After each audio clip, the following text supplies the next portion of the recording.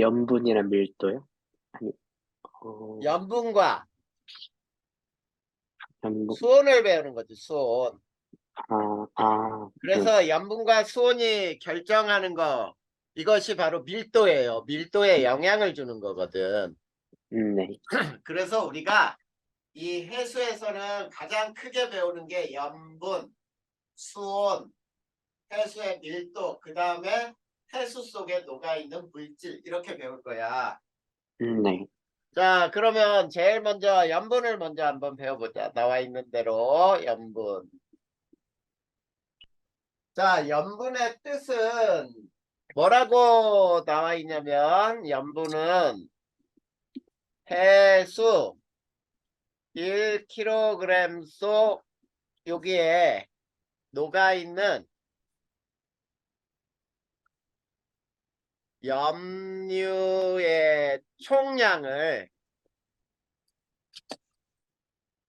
그램수로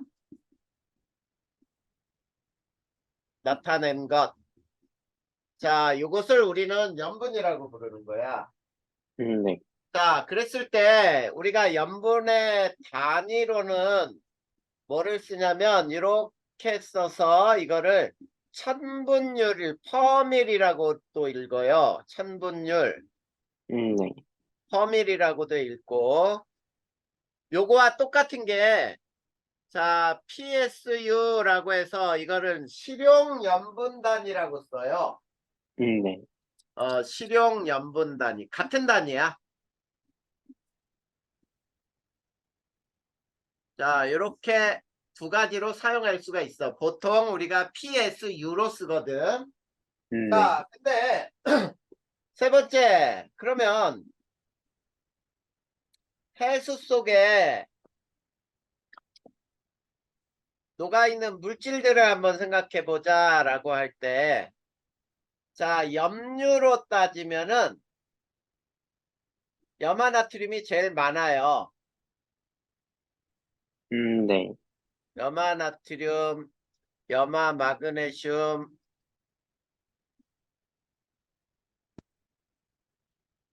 그 다음에 황산마그네슘, 자, 등등등이 있어.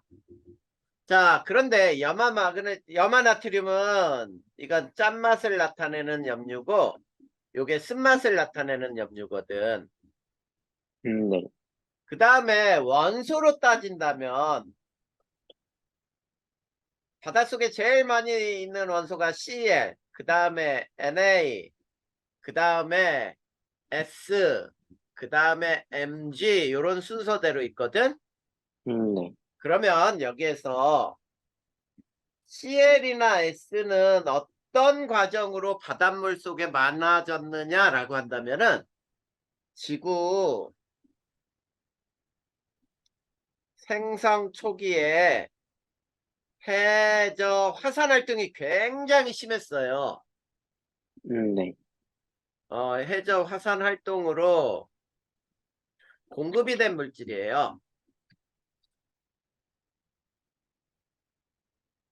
자, 그리고 두 번째 NA나 MG 같은 경우에는 얘는 지각의 성분이거든. 네. 지각의 성분 물질이에요. 성분이 자 물에 녹아 비가 오고 강물에 흘러서 결국 바다로 들어가지. 네. 그래서 물에 녹은 다음에 바다로 유입된 거예요. 자, 이것이 원소에 대한 얘기야. 그리고 또 대기 중의 성분이 직접 녹아들기도 해. 네.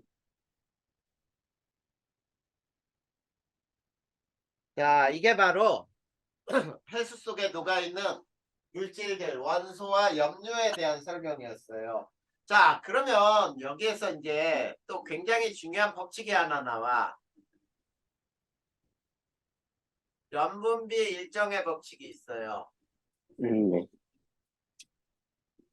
자, 염분비 일정의 법칙을 설명하면 이렇게 되는 거야. 염분은 다르더라도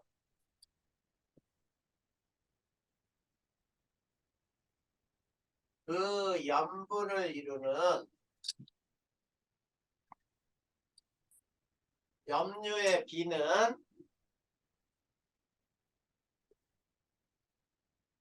거의 일정하다. 자, 그러면 염분비 일정의 법칙이 성립하는 이유가 뭐냐라고 한다면 해수는 끊임없이 순환하지?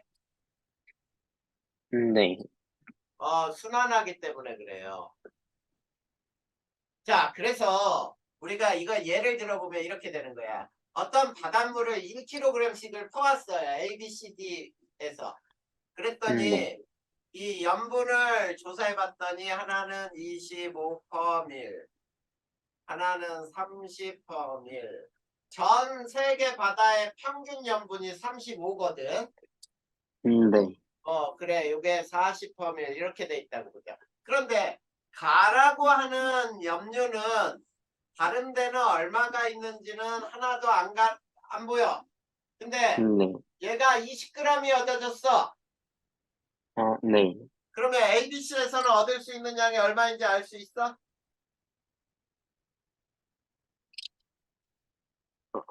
그, 25는 12.5g? 그렇지. 여기는 12.5. 그 다음에 B에서는 B에선 15g이. 15. C는 C는 17.5g. 그래. 그 다음에 나라고 하는 염료를 봤더니 다른 곳이 역시 다 가려져 있어. 자, 이렇게 가려놓고 여기에서 2.5g이라고 만약에 쓴다면 얘도 다 알아낼 수 있죠. 네. 어떻게? 30%는 그 3g, 그 35는 다음은 C에서는 3.5g, 3.5g. 그 다음에 D에서는 뒤에서 4g. 이렇게 얻어낼 수 있는 게 이게 바로 염분비 일정의 법칙이에요. 알겠지? 네. 그런데 육지 호수의 염분이 있을 수 있거든? 네. 염분비 일정의 법칙이 성립해 안 해? 안 해요. 안 해요. 자, 법칙이 이 육지에 있는 호수야. 성립하지 않는다. 자, 왜 성립하지 않느냐라고 한다면 이것도 똑같이 순환하지 못하죠, 얘는. 네. 순환할 수 없기 때문이에요. 네, 이게 바로 염분비 일정의 법칙에 대한 설명이었어요. 자, 그러면 제일 중요한 게 뭐냐? 염분의 결정 요인이에요. 자, 염분의 결정 요인. 쉽게 얘기하면은 전 세계 바닷물 염분을 결정하는 가장 중요한 요인이 뭐냐 이거지. 네. 그 첫 번째가 뭐냐면 증발량과 강수량이야. 자, 그러면 증발량과 강수량에서 증발은 잘 돼. 비는 잘 안 와. 그러면 어떻게 되겠니? 바닷물이 더 짜지겠지. 네. 그러니까 염분이 높겠죠. 네. 맞아요. 그 다음에 이게 반대로 되면은 증발량은 적은데 비가 많이 와. 강수량이 많아. 그러면 염분이 낮겠죠. 네. 자, 그러면 이거를 우리나라에 비교해서 한번 볼 거야. 그러면 우리나라 근해 염분은 근해는 동해, 서해, 남해죠. 네. 우리나라 근해 염분은 2월이 겨울이에요. 겨울. 8월은 여름이에요. 네. 자, 2월과 8월 중 언제가 더 높겠니? 8월이 더 높아요. 8월이 더 높죠. 맞아? 네. 뭐가 맞아? 맞기는. 다 까먹었네. 어, 2월 연분 겨울이 더 높아요. 왜? 우리나라 장마 언제 있어? 여름에 있잖아. 아, 아, 아이고 음, 여름에 비가 많이 와요. 네, 자, 이거를 우리는 뭐라고 부르냐면 여름 강수라고 불러요. 여름 강수. 그러니까 장마철이 있잖아. 장마. 네, 그래서 이 장마철에 비 봐봐. 엄청나게 오잖아. 오기 시작하면. 네, 그치? 네, 이런 것도 까먹었어, 보성아. 아, 자, 그러면 우리가 전 세계 연분을 그래프로 한번 그려보면은, 자, 이런 그래프를 그릴 수 있어요. 자, 여기가 적도, 그리고 플러스 90도는 위도 북반구, 북극이에요. 마이너스 90도는 남극이야. 그랬을 때, 자, 플러스 30과 마이너스 30 중위도인데, 자, 여기에서, 자, 이런 형태가 나타나.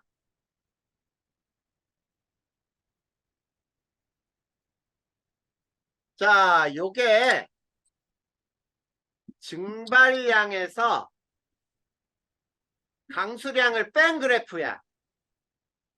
네, 자, 그러면 증발량에서 강수량을 뺀 그래프가, 자, 30도에서 제일 높지? 네, 그 얘기는 뭐야? 증발량 마이너스 강수량이 크다는 얘기는 뭐가 크다는 얘기니? 증발량이 크다는 얘기. 그렇지. 거기에서 증발량이 강수량보다 크다는 얘기야. 그러다 보니까 거의 염분도 비슷하게 나타나는 거야, 염분도. 네, 이해됐어? 네, 이렇게. 자, 전 세계 바다의 염분을 결정하는 가장 중요한 요소는 증발량과 강수량이다. 됐지요? 네, 그 다음 이제 두 번째 요인이 뭐냐? 두 번째 요인은 강물, 이거를 육수라고도 불러. 육수, 강물 또는 담수, 육수의 유입 여부예요. 자, 그러니까 쉽게 생각하면 이런 얘기야. 강물이 흘러들어오는 바다 염분은 높다 낮다. 강물이 흘러오는요? 흘러들어오는 곳. 네, 자, 강물이 흘러들어오는 바다 염분은 높다 낮다. 낮다, 낮다. 당연히 낮지. 강물은 짜 안 짜? 안 짜요. 안 짜기 때문에. 그 다음에 그러면 이렇게 생각하면 되겠다. 그네보다 배양의 중심 염분이 어떨까? 더 높아요. 그렇지. 염분이 더 높아요. 왜 그러냐면 그네는 육지와 바다가 만나는 곳이거든. 육지와 바다가 만나는 곳은 강물이 들어올 수밖에 없지. 네, 그래서 그런 거야. 그러면 여기서 세 번째. 그러면 우리나라를 또 비교할 거야. 우리나라 서해와 동해를 비교하거든. 네, 사철 1년 내내 어디가 더 높을까? 어, 어, 동일. 동해 염분이 더 높아요.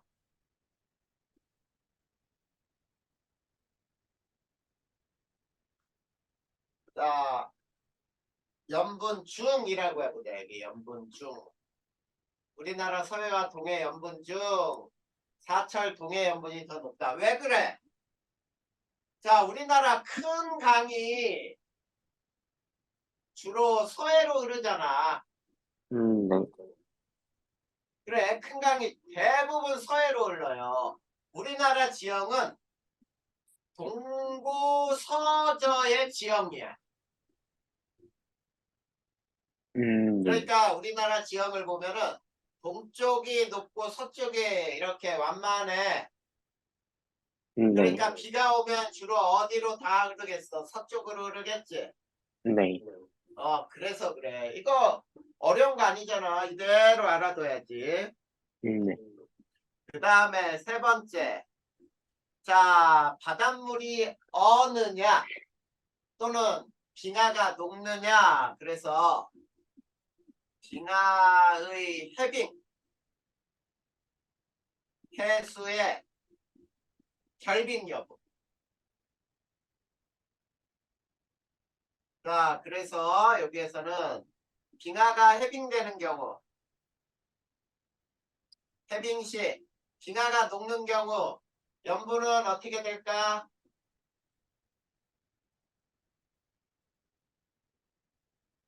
빙하 해빙 시 염분 낮아져요. 그렇지, 낮아지겠지. 그리고 해수의 결빙 시 염분이 높아져. 염분이 높아져요.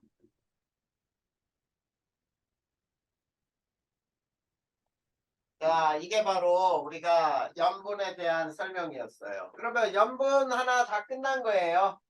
네. 자, 그 다음. 자, 한 장 넘겨보면 이제 해수 속에 녹아있는 기체, 용존 기체라고 나오죠. 네. 자, 용존 기체, 이거는 해수 속에 녹아있는 기체예요. 자, 그러면 이런 그래프가 나와. 자, 요거는 수심,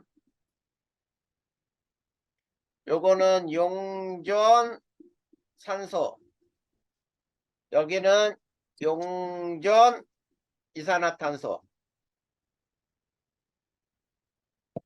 자, 그런데, 자, 여기에서는 이렇게 된 다음에 이렇게 됐다가 이렇게 되고 있어요. 이게 1000m 정도야. 네. 자, 요거는 용존 산소량이에요. 자, 그리고 용존 산소가 여기가 6, 뭐, 요 정도가 1 이렇게 나와 있거든. 네. 그 다음, 자, 여기에서 이렇게 돼서 이렇게 되는 게 용존 이산화탄소야. 네. 근데 용존 이산화탄소의 양은 44, 46 이렇게 나오죠? 네. 44, 뭐 46, 48 이런 식으로 나오지? 네. 자, 그래서 지난번에 보성아 학교에서 네. 표면에서는 용존 산소량이 용존 이산화탄소보다 많다 그럼 맞는 거야, 틀리는 거야? 표면의 용존 산소량이 용존 산소가 용존 이산화탄소보다 많아, 작아? 산소가 더 작아요. 그렇지, 산소가 더 작지. 숫자잖아, 숫자. 네. 거기에 보면 미리리터 퍼 리터로 똑같잖아, 단위는. 네. 미리리터 퍼 리터. 여기도 미리리터 퍼 리터. 네. 그러니까 이산화탄소가 표층에 훨씬 더 많이 녹아있는 상태지. 네.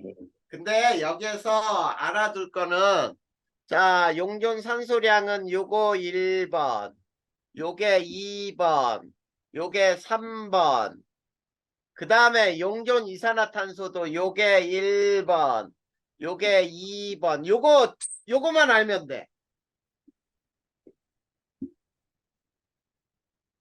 자, 그러면 자, 요 이유에 대해서 자, 선생님이 지금부터 쭉 써볼 테니까 봐봐. 용존 산소량에서 첫 번째 표층에서 용존 산소가 가장 많죠. 네. 가장 높은 이유. 자, 요거 가장 높은 이유. 이거 가로로 치자. 요거를 가로로. 자, 여기에 두 가지 이유를 선생님이 설명하시는데 혹시 기억나? 두 가지 이유? 그, 어, 우선 제일 먼저 해양 생물의 광합성으로 네. 광합성하면 산소가 발생하지. 네. 산소를 공급하고 있는 양이에요. 그 다음에 두 번째는 대기 중 산소가 직접 물에 녹아 들어가요. 직접 녹아 들어가요. 네. 이 두 가지 이유 때문에 용존 산소량은 표층에서 가장 많아. 네. 그 다음에 두 번째, 수심이 깊어질수록 자, 용존 산소량이 작아지죠. 네. 감소하는 이유는 뭘까? 그 생물의 호흡이랑 그렇지. 그리고 또 그 뭐지 분해돼서 맞아요. 자, 생물의 호흡에 의해서 산소를 소모하죠. 네. 그 다음에 두 번째, 자, 생물의 사체를 죽은 시체야. 생물의 사체를 분해할 때 산소가 필요하거든. 소모되기 때문이야. 알겠니? 네. 자, 이렇게 알아두면 되고. 그 다음에 세 번째. 자, 다시 수심이 깊어질수록 용존 산소량 증가하지. 네. 증가하는 이유는 뭐야? 그 호흡이 깊어질수록 적어지서 아닌데. 자, 이건 뭐냐면 양극 쪽에서 네. 양극의 표층에서 자, 산소를 녹인 표층수가 이거 꼭 기억하란 말이야. 표층에 있는 물이 가라앉아요. 심층으로 가라앉으면서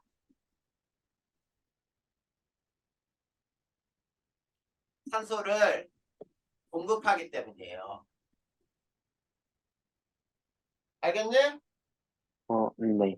그래서 우리가 해수의 순환에서 심층 순환의 역할 중에 하나가 이런 거잖아. 물질을 운반하는 역할을 하거든. 네. 이해됐죠? 네.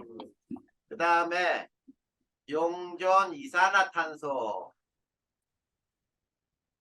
자, 용존 이산화탄소는 CO2가 물에 녹은 자, CO3-나 HCO3-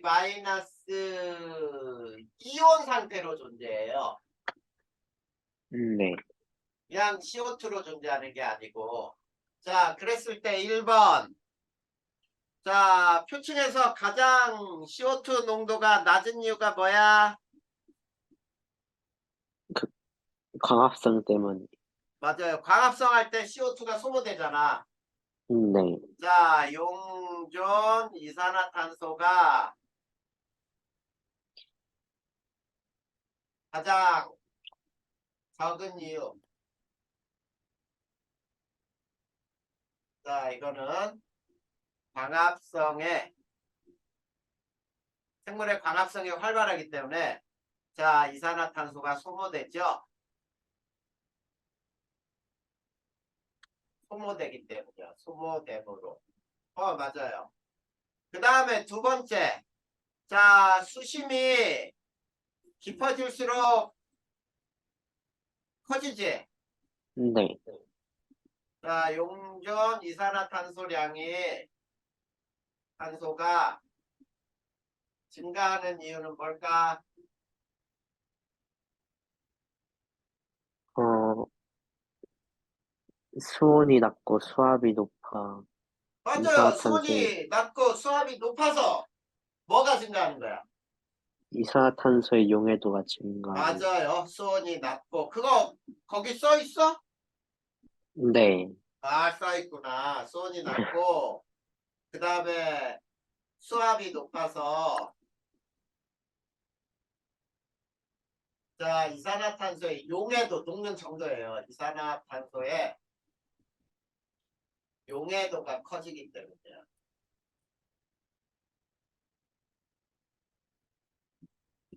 이게 바로 용존 산소량과 용존 이산화탄소에 대한 설명이에요. 네. 자, 어때? 어려운 거 없지? 네. 그래.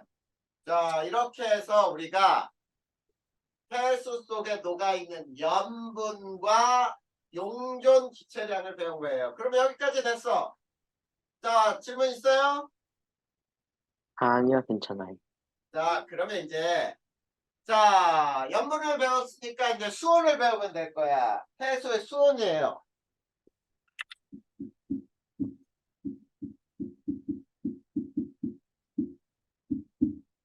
자, 첫 번째. 표층 수온이라고 부르거든. 해수의 표층 수온의 결정 요인.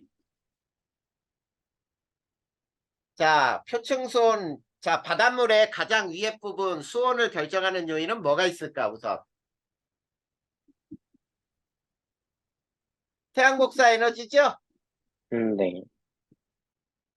태양 복사 에너지 양이 많이 들어오면 따뜻할 거고, 적게 들어오면은 추울 거고. 네. 자, 맞아. 그 다음에 두 번째. 그러면 태양 복사 에너지 양을 결정하는 게 바로 뭐냐면 위도야, 위도. 네. 적도 쪽은 따뜻하고 쉽게 얘기하면은 그 다음에 북반구, 북극, 남반구의 남극 쪽으로 갈수록 추워지죠. 네. 같은 의도에서도 계절에 따라 달라지지.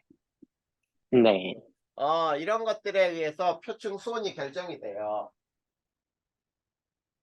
이해됐니? 네. 그러면 해수 표층 수온의 특징은 또 뭐가 있을까?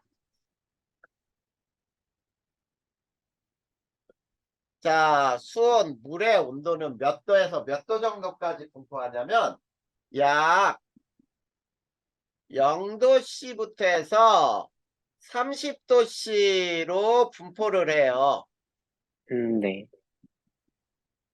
자, 그러면 이 수온은 대체로 뭐와 나란하다라고 하냐면 대체로 위도와 나란하다. 자, 위도라고 하는 거는 지구를 이렇게 동그랗게 그려놓고 이게 적도, 이게 이렇게 가로로 자른 게 이게 위도예요. 그러면 적도 쪽에 네. 수온이 높고 위로 올라갈수록 수온이 낮아지겠지. 네. 꺼져야 되니까. 네. 그래서 자, 위도와 나란하게 분포하는데 그래서 대체로 저위도에서 고위도로 갈수록 수온이 낮아지죠. 네. 낮아진다. 자, 그런데 대체로 그렇지만 용승이 일어나거나 해류가 흐르는 곳에서는 해류의 영향으로 달라질 수도 있어요. 네. 다를 수 있다. 알겠니? 네.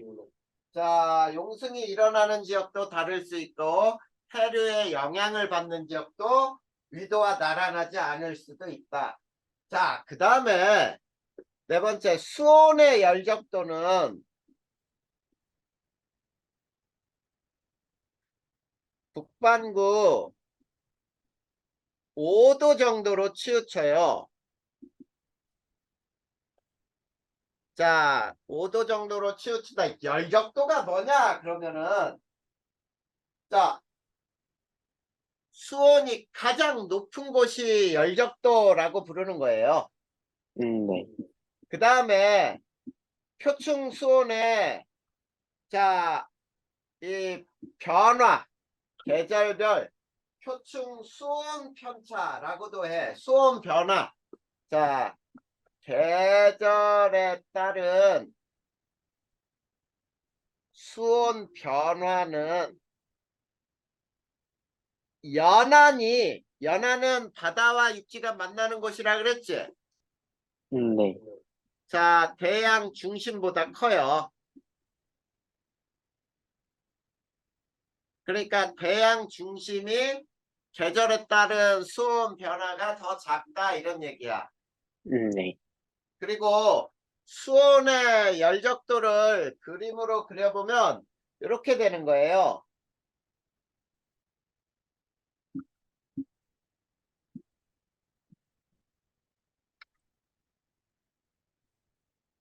자, 여기가 적도라고 했을 때 0도, 여기 플러스 90, 여기 5도, 플러스 5도 부근에서 자, 수온이 가장 높다란 얘기야, 이렇게.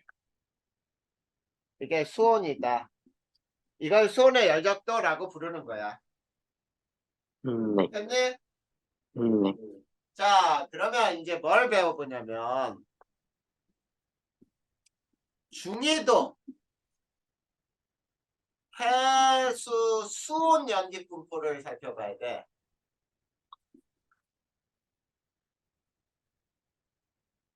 자, 중위도 해수의 수온 연기 분포를 보면 자, 이런 그림이 그려져요. 여기는 수심, 여기는 수온이라고 할 때, 자, 이렇게 세 개 층으로 나눌 수 있는데, 자, 이 부분을 우리는 혼합층이라고 불러. 그 다음에 여기까지를 수온약층, 그 다음에 여기를 심해층이라고 불러. 그러면 첫 번째 혼합층은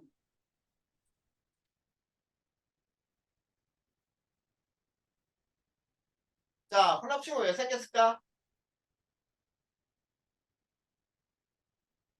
그렇지. 그, 어, 여러 물질이 합쳐져서, 아이고, 아이고. 합쳐지.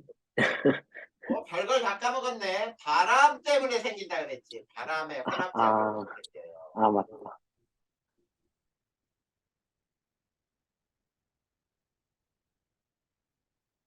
자, 바람의 혼합작용으로 생성되니까 바람이 셀수록 어떨까?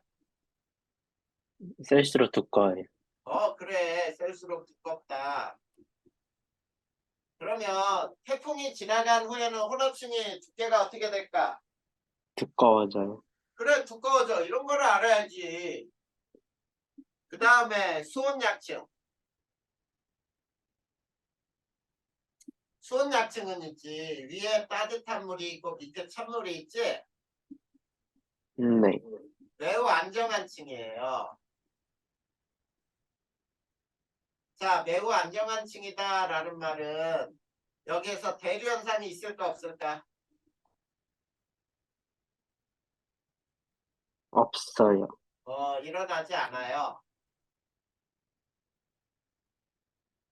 자, 대류 현상은 거의 일어나지 않고, 그 다음에 이 수온약층은 그러다 보니까 가운데 딱 차단을 해. 혼합층하고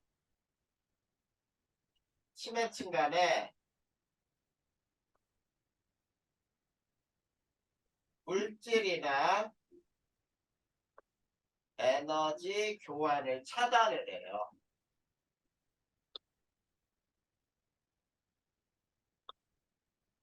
이게 수온약층이야.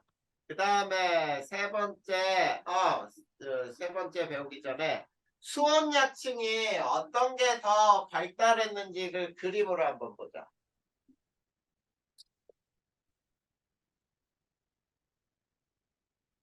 자, 이게 A고, 자, 이게 B라고 해보자. A와 B 중에 수온약층은 누가 더 발달했겠니? 음, A가 좀 더 발달했어요. A가 더 발달한 건가? 자, 얘는 이만큼 들어가면서 변했지만 얘는 요만큼 들어가면서 변했지. 네. B가 수온약층이 더 발달한 거야. 네. 이것도 알아야지. 지금 무슨 얘기냐면 GP가 조금만 들어가도 온도가 급격히 낮아지면 수온약층이 더 발달하는 거야. 알겠지? 네. 심해층은 거의 1년 중 수온 변화가 거의 없어요.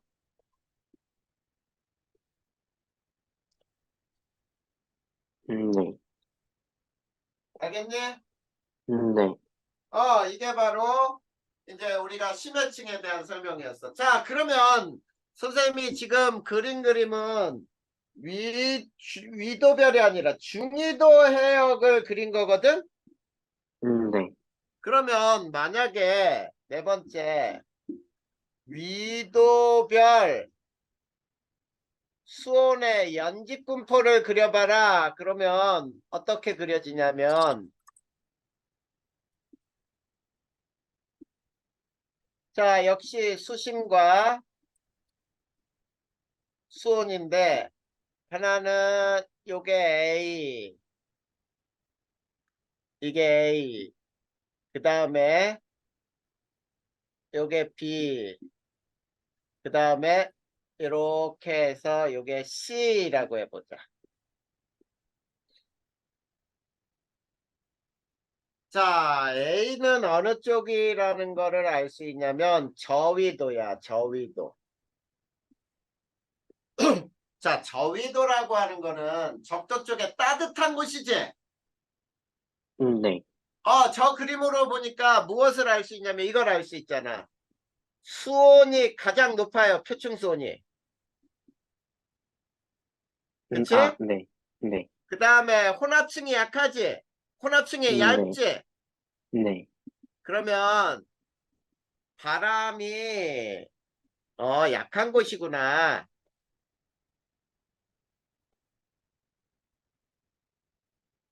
이런 걸 알 수 있는 거지. 네. 근데 B를 보니까 얘는 중위도라고 할 수 있는데 중위도는 수온이 비교적 높아. 수온이 비교적 높고 바람이 세구나. 이거를 알 수 있는 거잖아. 네. 그 다음에 세 번째 고위도. 고위도를 보니까 수온이 낮고 표층 수온이 낮고 변화가 거의 없죠? 네. 거의 없구나. 이런 거를 또 알 수 있네. 자, 그래. 이게 위도별 해수의 수온 연직 분포야. 그러면 이제 위도별 해수의 층상 구조를 한번 살펴보자. 위도별 해수의 층상 구조.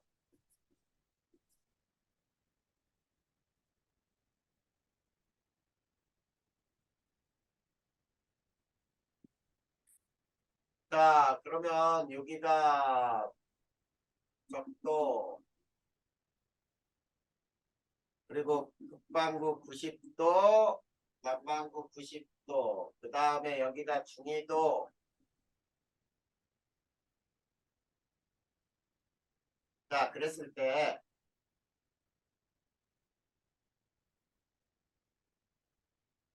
자, 요 맨 위층이 혼합층이야. 그 다음에 요렇게 또 요렇게 그릴 수 있는 게 이 가운데가 수온약층. 그리고 요 밑에가 심해층인데, 자, 북반구하고 남반구 요 표면에 봐봐, 표면. 얘는 아래하고 연결돼 있죠, 심해층하고. 네. 그래, 전 세계 바다에 이 심해층을 이루는 물은 뭐냐면 양극쪽에서 표층에 있는 물이 가라앉아 가지고 심해층을 이루는 거예요. 네. 이해됐어? 네.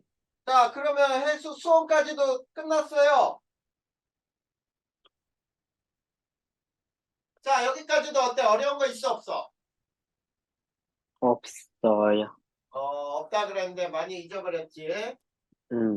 네, 요거 지워도 될까, 이제? 이거 그림만 잠깐 그릴게요. 그래.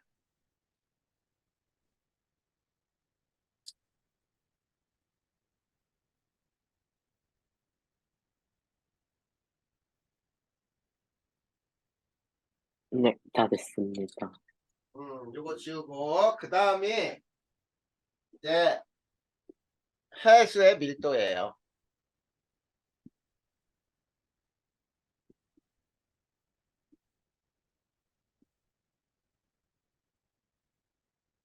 자, 해수의 밀도는, 자, 보통, 이제 첫 번째 해수의 밀도. 자, 해수의 밀도는 대략 얼마 정도 있냐면 1.022부터 해서 1.027 정도까지. 자, 그램 퍼 세제곱 센티미터 정도를 갖거든. 네. 그러면 해수의 밀도는 어느 곳에서 더 크게 나타날까라고 하는 거 꼭 알아야 돼. 네. 자, 수온이 낮을수록 밀도가 커요. 네. 그 다음에 자, 해수의 밀도는 이게 가장 큰 영향이야. 자, 가장 큰 영향, 밀도를 변화시키는 밀도를 결정하는 요소 중 가장 중요한 건 뭐라고? 수온이 낮을수록 커지는. 수온이란 얘기예요. 수온이 낮을수록 밀도가 커져요. 네. 그 다음에 두 번째, 염분이 높을수록 밀도가 크다. 네. 그 다음 세 번째, 수압이 클수록. 그래서 해수물에도 저 바닥에 있는 놈이 밀도가 더 크다는 얘기야. 수압이 높을수록 밀도가 크다. 알겠니? 네. 자, 그러면 대체로 가장 중요하게, 자, 해수 밀도는 수온과 대체로 무슨 관계가 있겠니?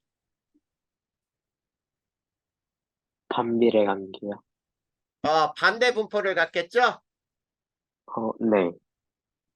맞는 말이야. 그러면 수온이 가장 높은 곳에서는 밀도가 가장 낮다. 이렇게 얘기하면 낮아요. 재밌을까요? 네. 그래. 그래서 우리가 밀도의 그래프를 한번 살펴볼 건데, 자, 요 그래프를 한번 그림으로 보자. 아까 우리가, 자, 수온을 배울 때, 수온의 열격도가 대체로 몇 도로 치우친다 그랬지? 북반구 5도로 치우친다 그랬지? 네. 자, 그림 잘 봐야 돼. 여기는 플러스 5도. 왼쪽이 마이너스예요. 네. 자, 그런데 여기에서 보면은 수온이 이렇게 된다 그랬잖아. 네. 맞니? 네. 그러면 해수의 밀도는 이렇게 돼야겠지. 네. 근데 이렇게 되지 않아요. 자, 요게 수온이면 자, 해수의 밀도는 이렇게 돼. 이렇게. 자, 요게 밀도야. 자, 그러면 여기에서 중요한 게 이거야, 여기. 자, 북반구 쪽에 보면은 뭐가 나오니? 요 부분, 요 부분. 네. 자, 수온이 낮은데도 밀도가 낮아지죠? 네. 수온이 낮으나 밀도도 낮은 이유. 뭐라고 해야 될까? 어, 빙하가도가 해수로 아, 유입돼요. 네. 자, 해수로 유입되면은 뭐가 낮아져? 이- 염분이 낮아져요. 염분이 낮아지니까 밀도도 작아지겠지? 네. 이렇게 되기 때문에 북반구에서는 저와 같은 현상이 일어나는 거야. 네.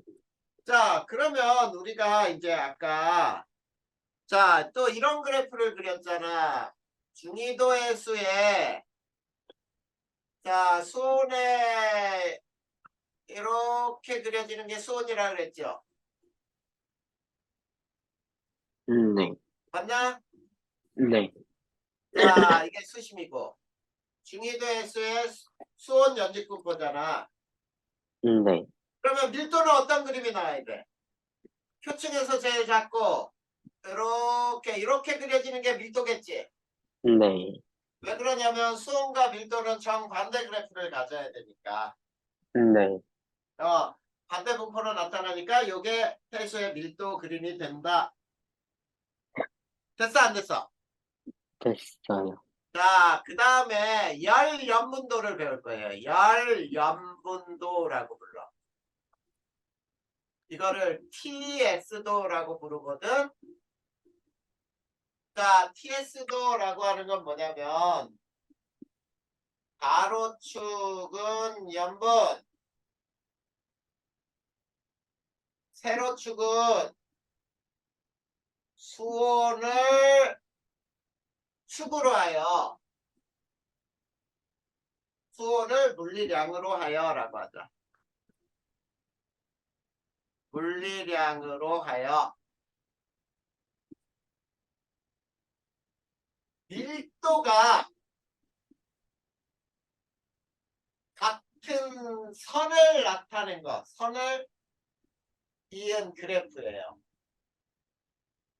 자, 네. 그래서 이 그래프는 이와 같이 나타낼 수가 있어. 자, 가로축은 염분, 자, 세로축은 수온. 자, 수온은 위로 올라갈수록 증가해요. 네. 그러면서 그거에 따른 이렇게 자, 이런 선들이 나오거든. 그치? 네. 자, 이런 선을 등밀도선이라고 불러. 자, 그럴 때, 자, A점을 이렇게 하면은 밀도가 증가하죠. 네. 자, A점 이동해서 1번은 무엇 때문에 밀도가 증가하는 거야? 염분 때문에 밀도가 증가해요. 염분 증가로 밀도가 증가해요. 근데 이렇게 내려오면은 수온 때문에 밀도가 수온 증가해요. 감소로 밀도 증가지 염분이 왜 나와? 네. 염분은 변함이 없잖아. 네.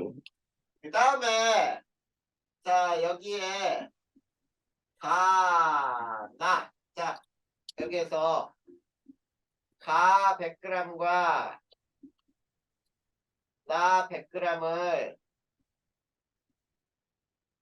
섞었다. 섞었을 때 밀도가 변하지 않을까?